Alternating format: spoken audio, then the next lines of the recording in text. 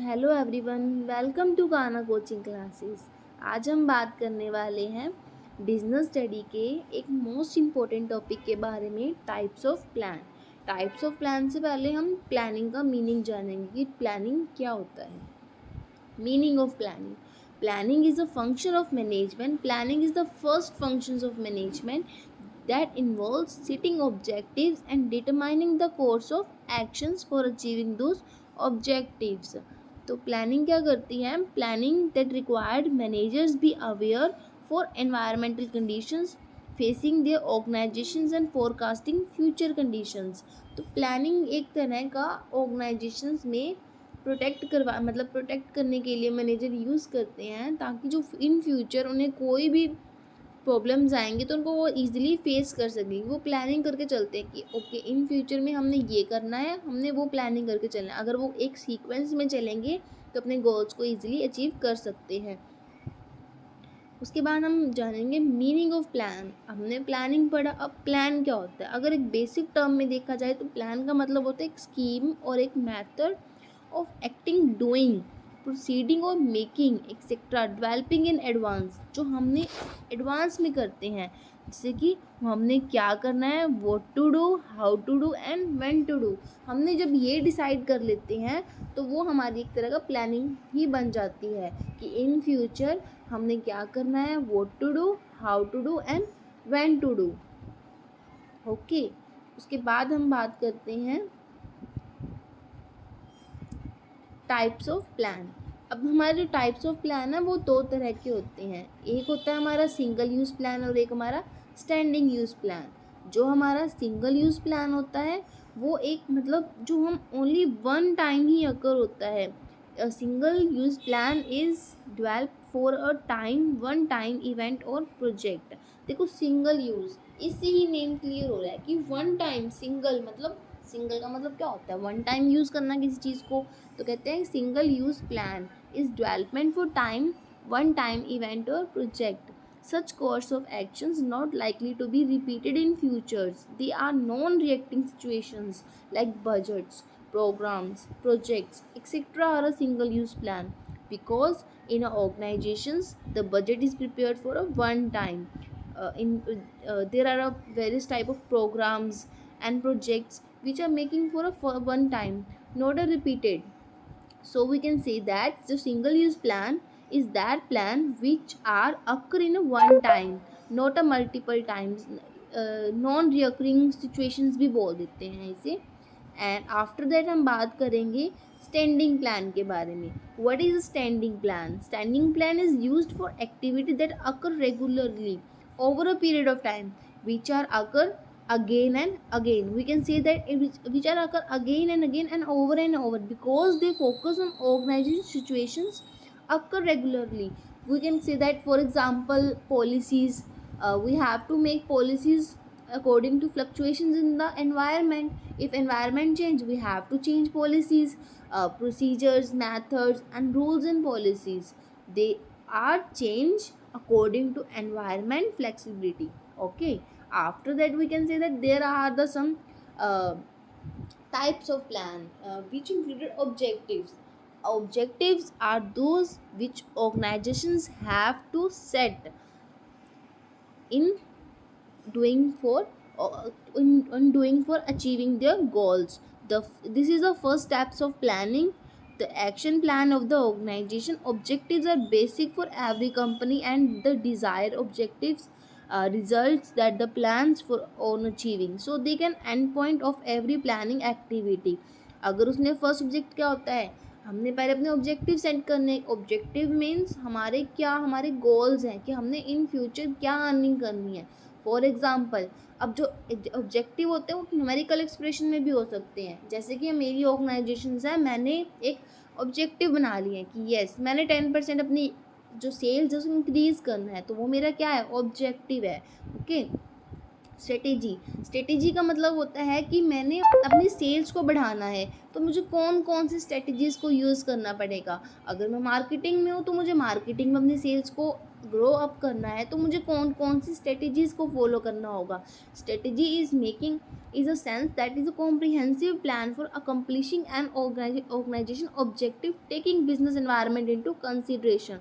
There are three dimensions of strategies: establishing long-term objective, selecting a specific course of action, and allocating the resources needed for plan।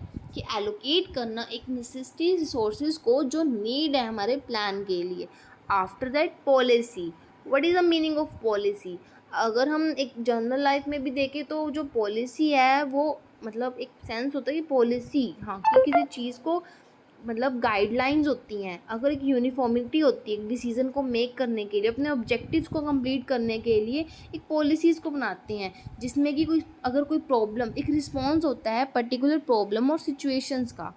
It is organisation general way the understanding and interpreting the implementation strategy. Like for example, एक organisation क्या करती है, हर type की policy बनाती है। Return policy भी होती है और रिक्रूटमेंट पॉलिसी भी होती है, प्राइसिंग पॉलिसी भी होती है।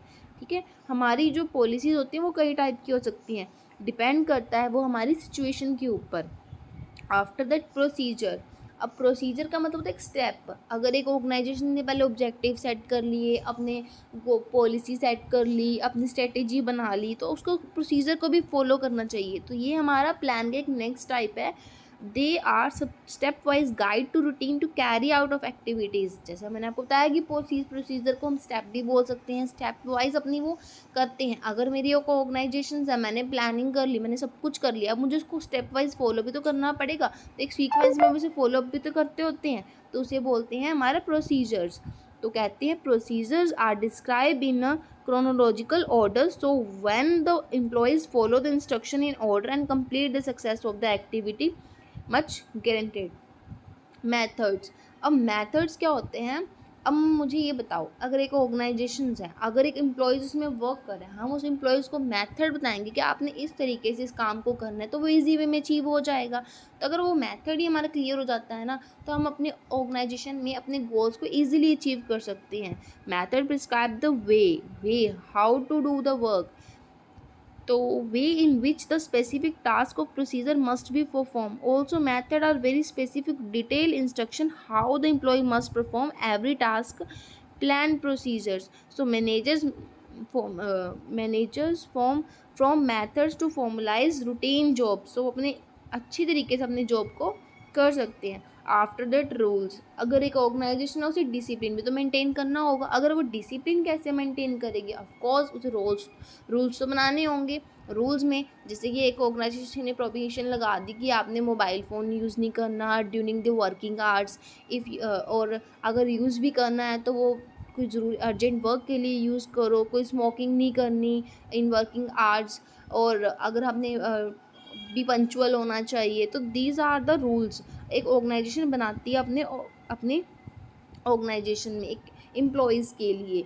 Rules are very specific statement that actions और नॉन एक्शंस हो सकते हैं। Also rules follow non-flexibility at all, they are final। all employees of the organization must compulsory follow and implement the rules। हर एक को उन रूल्स को implement करना चाहिए। अगर कोई इस रूल्स को ब्रेक करता है तो उसे पनिश किया जाता है। okay, rules create the environment for discipline in the organizations। they guide the actions and the behavior of all employees of the organization। so the rules of no smoking is one such example। देखो मैंने आपको कहा था ना कि एक organisation एक ऐसे रूल्स बनाती है जिसमें कि जो एक एम्प्लॉयज़ होते हैं उसमें डिसिप्लिन बना रहे। आफ्टर दैट, बजट क्या होता है, बजट एक तरह की स्टेटमेंट होती है जो मैंने आपको बताया था, जो कि हमारा सिंगल यूज़ प्लान का एक तरह का टाइप है।